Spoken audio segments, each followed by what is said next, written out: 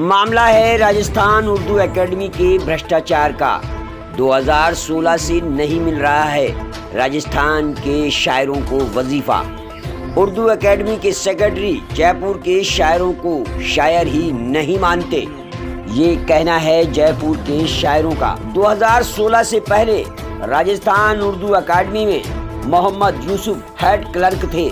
Chairman ना होने की वजह से मोहम्मद यूसुफ को कार्यवाहक सेक्रेटरी नियुक्त कर सरकार ने कलेक्टर साहब को उर्दू एकेडमी का प्रशासक लगाया था। मोहम्मद यूसुफ ने प्रशासकों से सभी शायरों व अदीबों के वजीफे मंजूर कराकर घर घर पहुंचाए तथा उर्दू एकेडमी द्वारा कई शायरों की किताबें भी उर्दू एकेडमी की मदद से छपाई गई। उर्दू अदीबों में अभी भी मोहम्मद यूसुफ की तारीफ की जाती है। उर्दू एकेडमी को मोहम्मद यूसुफ जैसे कर्मियों की आज भी जरूरत है। गहलोत सरकार को आगामी विधानसभा चुनाव को मद्देनजर रखते हुए राजस्थान उर्दू एकेडमी के भ्रष्टाचार की जांच कराकर उचित कार्रवाई करें और सभी शायरों के 2016 से लेकर अब तक के वजीफे दिलवाए जाएं।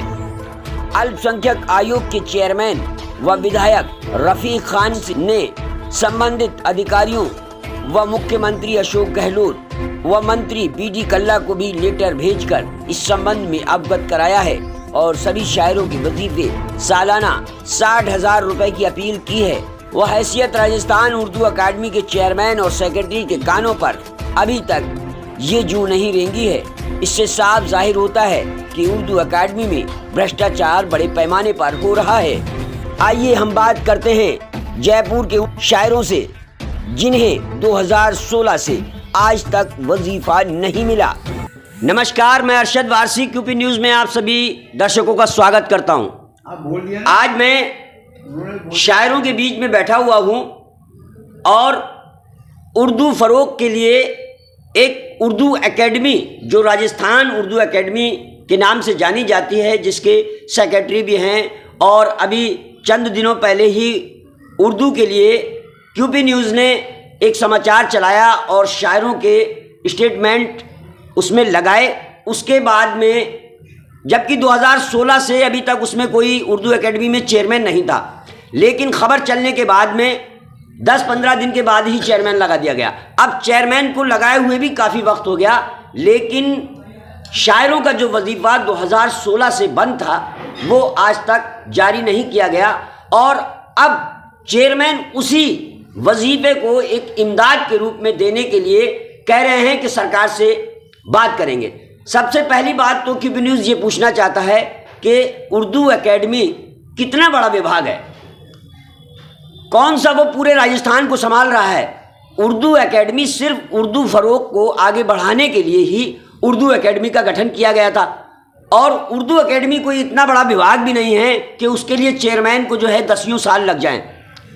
उर्दू का विकास के लिए उर्दू एकेडमी क्या करती है, इन शायरों को भी आज तक कोई पता नहीं।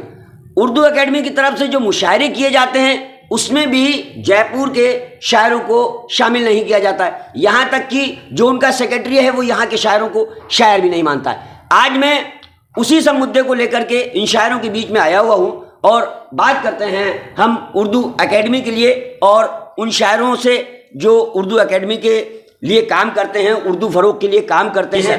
आप बताएं। मैं तबस्सुम रहमानी जयपुर से मेरे 4 या 5 शेरी मजमुए मंजर आम पर आ चुके हैं। सन 2016 से शहर जयपुर के अदीबों को, शुअरा को, जो पहले से सिलसिला चला आ रहा है कि उनको वजीफ़े मिलते चले आ रहे थे, लेकिन सन 2016 से वो वजीफे क्यों बंद कर दिए गए ये समझ में से बाहर है। पहले से मिलते थे क्या? पहले चेयरमैन साहब को भी लगाया जा चुका है उर्दू एकेडमी में, लेकिन फिर भी कोई पॉजिटिव कार्रवाई नहीं हुई और अभी जो है जो कागजात शोरा को भेजे गए हैं उनमें इतनी टिपिकल शर्तें लगा दी गई हैं कि हर आदमी के वो हर शायर के बस की बात नहीं है। इसलिए आसानी से जो काम होना चाहिए, जो चूँकि गवर्नमेंट में जिस तरीके से होता है कि भाई जिंदा हो नहीं हो सर्टिफिकेट दिया जाता है, उसी तरीके का वही पैटर्न उर्दू एकेडमी ने लगा दिया है, जबकि इसकी मैं समझता हूँ कोई ज़रूरत नहीं है।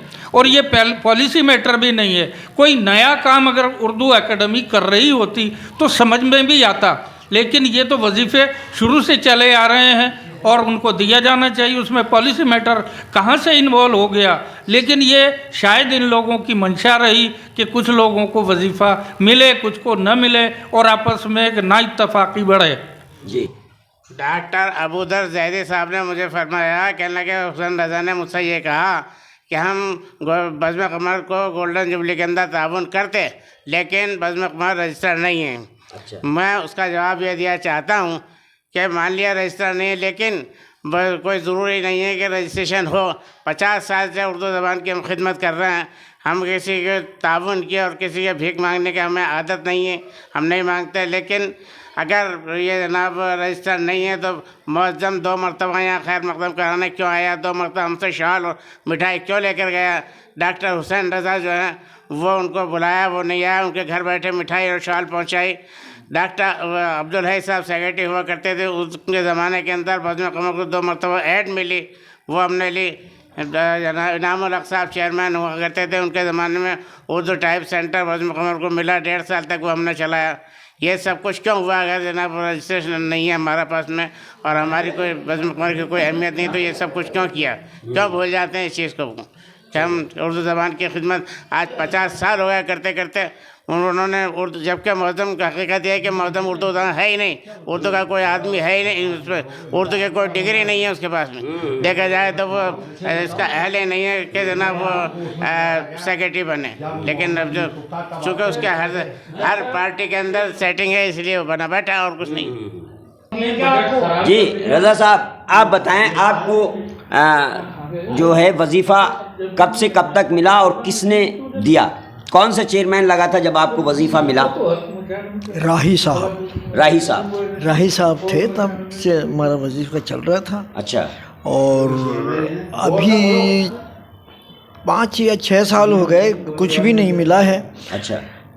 और उर्दू के लिए ही हम तो सारा काम करते हैं, उर्दू की गज़लें पे कहना, और सब लोग जानते हैं कि हाँ ये उर्दू में शायरी होती है, उर्दू का ही काम करते हैं। बिल्कुल। और यहाँ पर ये बज़्म क़मर जी इस उर्दू के लिए सब कुछ कर रही है। बिल्कुल बिल्कुल। एकेडमी कुछ नहीं करती, और जो बज़्म क़मर इस टाइम चल रही है उर्दू के लिए, इसी से जयपुर शहर में उर्दू फैल रही है, उर्दू बोल रहे हैं, हाँ, उर्दू सीख रहे हैं, उर्दू पढ़ रहे हैं, उर्दू इसी बज़्म क़मर की वजह से आज जयपुर में जिंदा है। बिल्कुल बिल्कुल बिल्कुल। अभी जो लेटर भेजा उसके बारे में जी, अभी जो लेटर भेजा है आपको उर्दू एकेडमी की तरफ से, जो लेटर आया है जिसमें इमदाद नाम दिया गया है आप लोगों को वजीफे का, उसके लिए क्या कहना चाहेंगे आप? वो इमदाद लिखना ही वो तो गलत है बिल्कुल, इसलिए हमने तो वो पेपर भरा ही नहीं, क्योंकि हमें इमदाद किस बात की चाहिए? हम तो 6 साल से कोई इमदाद मिल रही थी क्या? ये बंद है 6 साल से, किसी को कुछ नहीं मिला। शायर को ये इमदाद थोड़ी थी, वजीफ़ा था। हाँ। वजीफ़ा उन्होंने बंद कर दिया और इमदाद लिख दी। हाँ। तो किसी के मोहताज तो है नहीं हम। सही बात। और जो ये इमदाद लेने के लिए जाएंगे हम, हमने इसके लिए मना कर दिया और उसको फार्म को भी खारिज कर दिया, फार्म नहीं भरा। सरकार से क्या मांग करते हैं आप? अब क्या मांग करते हैं आप सरकार से? अब सरकार देखे कि इनको दिल्ली में 5,000 रुपये महीना देते हैं, महीना हर महीने 5,000 रुपये देते हैं, यहाँ पर साल में 4,000 भी नहीं मिलते। तो कम से कम सरकार खुद सोचे कि इनका जो हक है वो मारा जा रहा है। बिल्कुल। आगे चुनाव आ रहे हैं, ये 4 सालों का वजीफा कहाँ गया? ये वो सरकार सोचे कि 4 साल से 5 साल से वजीफा मिल ही नहीं रहा है, तो वो सारा मिलाकर सब एक साथ उनको दे। बिल्कुल सही। हाँ हाँ जी, आपका नाम बताइए। मेरा नाम सिराजुद्दीन असर शेजाई है जी। और इस वक्त हम सब लोगों ने इत्तेफाक करके, और ये जिस तरह से ये यहाँ पर जो बात हुई है हम उसी शरीक हैं, और ये वजीफ़े का जो है जिक्र वजीफ़ा ही होना चाहिए, ये इमदाद होना, ये होना, और करीब सभी को मिलना चाहिए, इसमें कोई ऐसी बात नहीं होनी चाहिए, क्योंकि खिदमत तो उर्दू की सभी करते हैं। बिल्कुल बिल्कुल। उर्दू की खिदमत सभी करते हैं, सबका हक है। लिहाजा ये है कि जो इत्तेफाक से जिसने इंटरव्यू दिया गया है तो मेरी शरीर को और मेरी यही कहना चाहता हूँ कि आपको वही करना चाहिए जो हम सब लोग चाह रहे हैं। बिल्कुल बोलेंगे जी हालांकि मैं उर्दू एकेडमी का वजीफ़ा ख्वार नहीं हूँ जी जी और न कभी मुझे उर्दू एकेडमी ने किसी अपने मुशायरे में मुनक़िद किया न किसी प्रोग्राम में बुलाया जी कभी मदऊ नहीं किया गया। जी खैर जैसा हाकिम वक्त की मर्जी जी जी जी जो चाहे सो करे। हम कौन होते हैं उसमें कुछ कहने वाले, क्योंकि मुस्तहक की ज़बान को हमेशा बंद किया गया है और अगर मुस्तहक हक की बात कहता है तो उसकी ज़बान काटने का हुक्म देते हैं। मैं सिर्फ इतना कहूँगा कि जो हजरात मुस्तहिक हैं वजीफ़े के उन्हें वजीफ़ा दिया जाए, इमदाद तो उसे दी जाती है जो कि मखलूकुल हाल होता है। बिल्कुल बिल्कुल जिसके पास कुछ नहीं होता, हैंड टू माउथ जिसे कहा जाता है अंग्रेजी माजूम का माजूम हो बिल्कुल जिसे हैंड टू माउथ कहा जाता है, वो इंसान इमदाद लेता है। हाँ। और जो फनकार होता है उसका हक वजीफा होता है। वजीफा होता है जी जी शायर एक फनकार की श्रेणी में आता है। लफ्ज़ श्रेणी इस्तेमाल कर रहा हूँ, बिल्कुल बिल्कुल श्रेणी इस्तेमाल कर रहा हूँ। हाँ। वो लफ्ज़ जो आज आम तौर से राइज है। हाँ तो बिल्कुल सही। हकदार को हक मिलना चाहिए, जो मुस्तहक है उसे उसका हक मिलना चाहिए।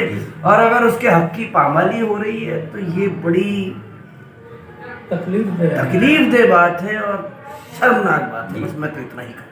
लेकिन उर्दू एकेडमी जो है वो एकेडमी यानी कि उर्दू के विकास के लिए ये विभाग बनाया गया था।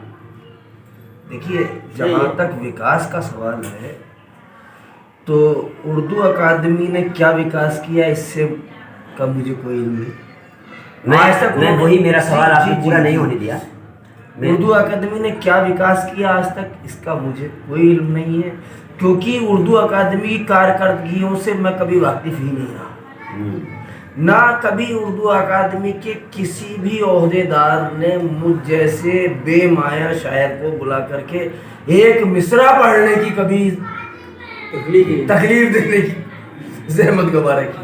जी उनकी नज़र में जो शायर हैं जी और जिनको वो बाहर से बुलाते हैं, जी। बुला करके उनसे मुशायरे पढ़वाते हैं, उनसे उनको बड़ी बड़ी रकमें बतौर फीस के देते हैं, बड़े होटलों में रहने का इंतजाम किया जाता है। तो भाई ये जयपुर है, यहाँ जब दिल्ली और लखनऊ उजड़ता है तो जयपुर में पनाह देते हैं। जयपुर गहवारे इल्म अदब सन 1857 से है और उसकी एक मिसाल ये बज़्म कमर है। जी जी जी जी मौलाना कमर साहब की इस बज़्म में मैं एक अरसे दराज से तकरीबन 40 साल हो गए। जी सेक्रेटरी साहब के पास शायद मेरी गज़लों का गज़लों का रिकॉर्ड भी होगा। जी तो 40 साल से तो मैं इस लाइन में करीब करीब हूँ। और उर्दू एकेडमी तो को रजिस्टर्ड नहीं मानती है। और जहाँ तक रजिस्ट्रेशन का सवाल है तो रजिस्ट्रेशन तो असल में कोऑपरेटिव सोसाइटीज़ एक्ट के तहत होता है और वक्ती तौर से होता है। जी जो इदारा अदब की खिदमत करने के लिए तमाम शोराए किराम को अपने सरफे के अंदर अपने सरफे पर मदऊ करके माहाना प्रोग्राम कर रहा है, वो उर्दू की बहुत बड़ी खिदमत कर रहा है। बहुत बड़ी खिदमत कर रहा है, सही बात है। और मुझे अच्छी तरह ख्याल है मेरे उस्ताद मौलाना खलील दहलवी जी आली अल्लाह मकामो अल्लाह उनकी कब्र में करवट करवट नूर भरे और उनकी मग़फ़िरत फरमाए, वो इस बज़्म को आस्ताना कह के आते थे और उसी लिहाज से मैं भी आज तक शरीक होता रहा। हमारी निगाह में ये बज़्म कमर एक आस्ताना है और आस्ताना वो जगह होती है जहाँ से फ्यूज़ व बरक़ात बढ़ती है।